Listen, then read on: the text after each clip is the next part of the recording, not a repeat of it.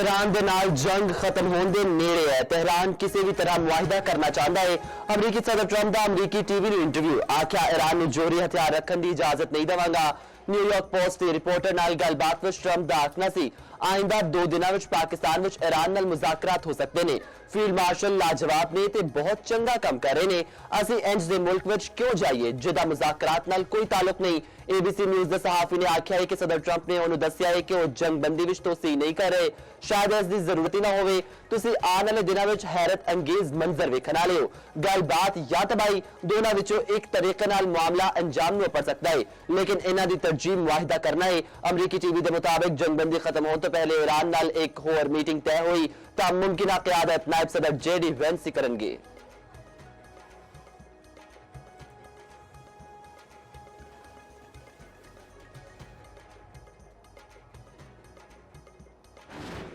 जंगबंदी उत्ते कायम मुज़ाकरात जारी ने। पाकिस्तानी सालसे विच होने वाले मुज़ाकरात विच अहम पेशरफ्त हुई। अमरीकी नायब सदर जेडी वेंस दा जॉर्जिया विच तकरीब नाल खिताब आख्या सदर ट्रंप ने मैनू नेक नीयती नाल भेजिया है। 49 साल विच पहली यारी ईरान दे नाल आला सतह ते बराह रास्त गल हुई। अमरीका ते ईरान विच अदम एतमाद एक रात विच दूर नहीं हो सकता। सदर ट्रंप ईरान नाल निक्की मोटी नहीं जामे डील चाहते ने।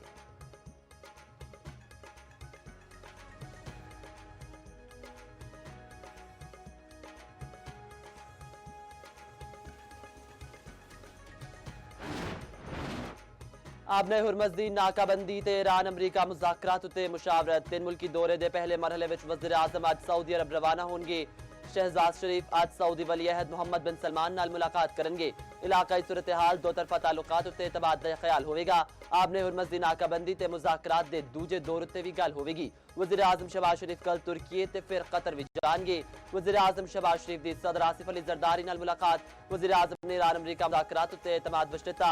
सऊदी अरब तुर्की ते कतर दे आइंदा दौरे तो मुतल्लिक भी आगाह किया। सदर ने अमरीका ईरान मुज़ाकरात की मेजबानी विच पाकिस्तान की अनथक कोशिशों को सराया।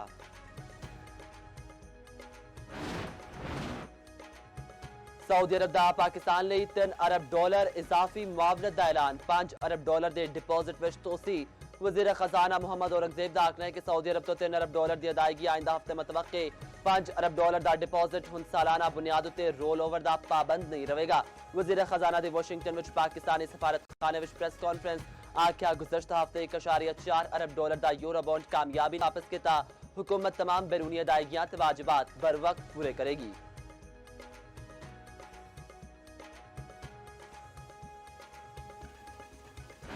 अब नए हुरमज़ दी नाकाबंदी। 10,000 तो वध अमरीकी एहलकार तैनात। दर्जना वारशिप्स से तैयारी ऑपरेशन में शरीक। अमरीकी सेंटकॉम का आखना है कि 6 तजारती जहाज़ों को वापस ईरानी बंदरगाह मोड़ दिता गया। ताक नाकाबंदी दे पहले 24 घंटे में कोई ईरानी जहाज हुरमज़ अबूर न कर सकिया। अमरीकी वज़ीर खजाना स्कॉट बेसेंट का आखना है चीन ईरान नाल तेल हासिल नहीं कर सकेगा। अमरीका आपने हुरमज़ विच ईरानी तेल ले जाने वाले चीनी जहाज़ों को रोकेगा। अमरीकी जरीदे के मुताबिक अमरीकी नाकाबंदी के बावजूद 24 घंटे में 20 तो वध तजारती जहाज आपने हुरमज़ तो लंघ चुके ने।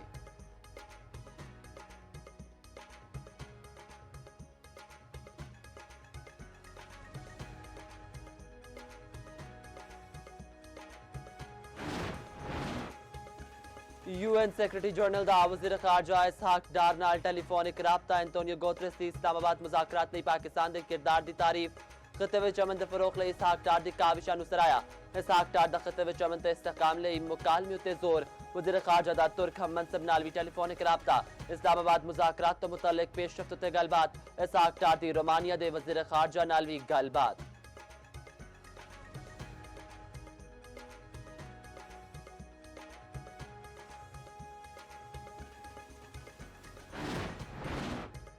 ईरानी वज़ीर खारजा अब्बास इराक़ची दा तुर्क हम मनसब नाल टेलीफोनिक राबता। इलाके पेशरफ्त इस्लामाबाद मुज़ाकरात उत्ते तबादला ख्याल। ईरानी सदर पज़ेशकियान आखते हैं कि कई ममालिक इसराइल की जंग पसंदी के मुखालिफ ने। स्पेन, चीन, रूस, तुर्की, इटली, मिस्र के मौक़िफ़ की तारीफ।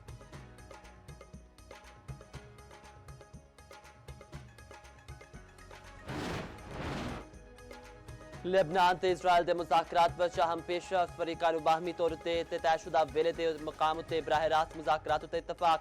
दोवां मुल्कां दा 40 साल विच पहला राबता। वाशिंगटन विच मुज़ाकराती मेज़बानी अमरीकी वज़ीर ख़ारजा मार्को रूबियो ने की। लबनान दा इंसानी बहरान नाल निबड़न लई इक़दामात दा मुतालबा। इसराइल दा मुसल्लह गिरोहां नूं गैर मुसल्लह करन ते जोर। अमरीकी महकमा ख़ारजा दे मुताबिक उम्मीद है कि मुज़ाकरात अमन मुआहदे तक अपड़नगे। दूजे पासे लबनान उत्ते इसराइली हमले भी जारी। 24 घंटियां विच 35 अफराद जान बहक।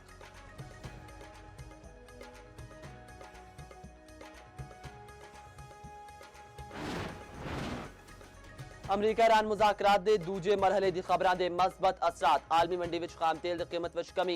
ब्रेंट खाम तेल 98, WTI $97 फी बैरल होवेगा। यूरोपी ते एशियाई स्टॉक मार्केटां विच मिलिया जुलिया रुझान। पाकिस्तान स्टॉक मार्केट विच जबरदस्त तेजी। 100 इंडेक्स तकरीबन 3% वध गया। इंडेक्स विच 5000 पॉइंट्स दे नेड़े वाधा।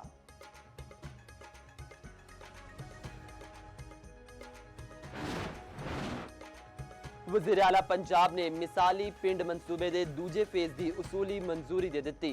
7500 देहात विच साफ पानी मंसूबियां दी डेडलाइन तलब। 30 जून तक गंदे पानी दे जोहड़ां दी सफाई दा हदफ मुकर्रर।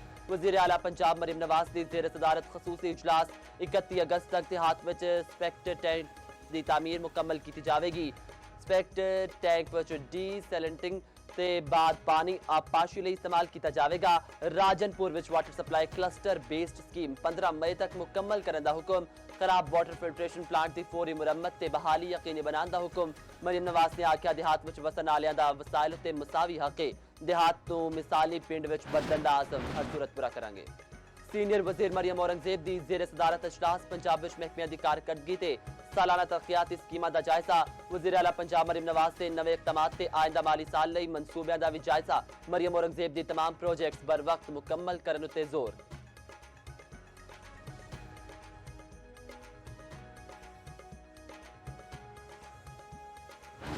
तवानाई बहरान शिद्दत इख्तियार करन लग्या। मुख्तलिफ शहरों में कई घंटे बिजली की लोड शेडिंग। जराये के मुताबिक गैस न चलने वाले मुतअद्दिद पावर प्लांट्स की जनरेशन महदूद हो गई। ईंधन की कमी के बायस पैदावार में वाज़ेह कमी रिकॉर्ड। लाहौर में बिजली की लोड शेडिंग का दौरानिया 4 घंटे तो भी वध हो गया। पावर डिवीजन का रोजाना 2.25 घंटे बिजली की लोड शेडिंग का ऐलान। शामी 5 तो रात 1 बजे तक रोजाना 2.25 घंटे बिजली की लोड शेडिंग की जाएगी। हुकूमत का हेस्को ते के इलैक्ट्रिक में 2.25 घंटे की लोड मैनेजमेंट ना करने का फैसला।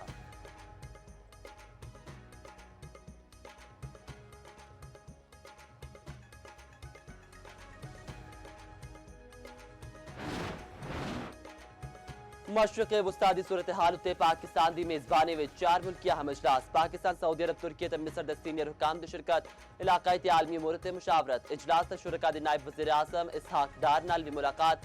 फ्रांसीसी खबर एजेंसी के मुताबिक पाकिस्तान, सऊदी अरब, तुर्की ते मिस्र दे वज़ीर ख़ारजा रवां हफ्ते तुर्की विच मुलाकात करनगे।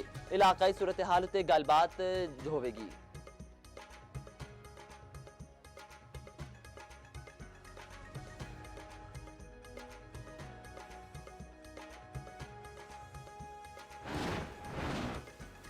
ट्रंप दी एक बारी फिर पोप लियो ते तनकीद। आख्या पोप लियो नूं ईरानी खतरे दा कोई इल्म नहीं।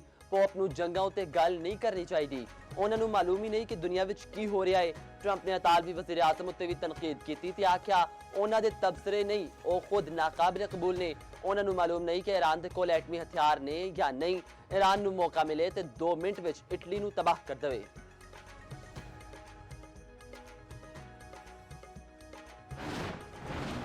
वर्ल्ड बैंक मशरक़े वस्ता जंग नाल मुतासरा मुल्का दी मदद नूं तैयार। जंग नाल मुतासरा मुल्का लई 80 अरब तो 100 अरब डॉलर फंडिंग दा इंदिया।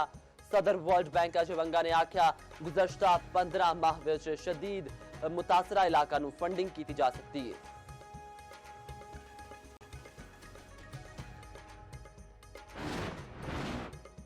परमिट दे बगैर हज करने वालियां नूं मुल्क बदर किया जाएगा। 10 साल लई सऊदी अरब दाखले उत्ते पाबंदी होवेगी। 20,000 तो 1 लाख रियाल तक जुर्माना भी आयद हो सकता है। सऊदी हुकूमत ने जुर्मानिया ते सजावां दा ऐलान कर दिता। सऊदी वजारत दाखिला दा आखना है कि सऊदी शहरी गैर मुल्कियां दी गैर कानूनी सहूलतकारी तो बाज रहन, वरना इन्हां दे खिलाफ भी कानूनी कार्रवाई की जाएगी। पाक बांग्लादेश टेस्ट सीरीज के शेड्यूल का ऐलान छेती मतवक्के। शान मसूद नूं कप्तान बरकरार रखा जाएगा। हैड कोच की जिम्मेदारियां सरफराज अहमद नूं दिते जाने का इम्कान। 2 मैचों की सीरीज 8 ते 16 मई नूं तय। ढाका ते सिलहट मुजवजा मेजबान शहर होंगे।